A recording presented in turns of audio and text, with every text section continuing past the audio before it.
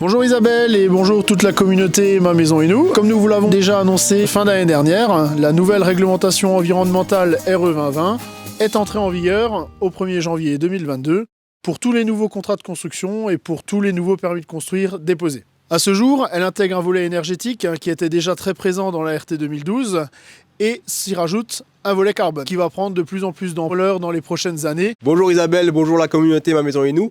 Cette réglementation thermique, effectivement, nous impose de concevoir nos maisons de manière différente, en termes de design et en termes de technique. La partie design, il faut d'abord concevoir des maisons qui sont compactes et des maisons qui ont des orientations optimales, quand c'est possible de le faire sur les terrains.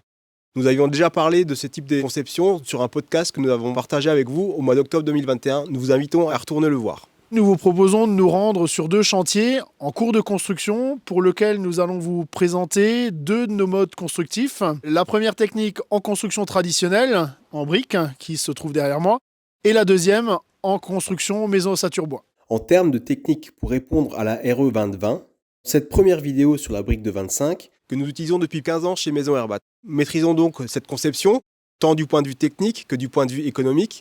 Et nous avons aussi le retour nécessaire pour suivre nos travaux et accompagner notre maçon dans cette mise en œuvre que lui connaît aussi depuis tant et tant d'années. La brique de 25, elle implique d'autres interventions sur d'autres corps d'état, surtout par exemple concernant les menuiseries extérieures et les volets roulants qui seront intégrés par des caissons de 2000 linteaux à l'extérieur du bâti. Le plâtrier pourra aussi adapter son doublage en passant derrière les caissons de volets roulants pour rendre optimale la résistance thermique de ces caissons. Et aussi passer entre les murs de façade et le mur de refend, comme on vous l'a montré au rez-de-chaussée de cette maison. Pour finir, le crépisseur qui pourra appliquer son enduit sur la façade, en brique ou en béton, pour éviter de faire apparaître dans le vieillissement des façades le spectre des caissons titans.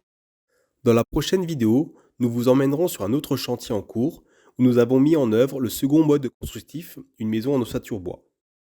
À très bientôt!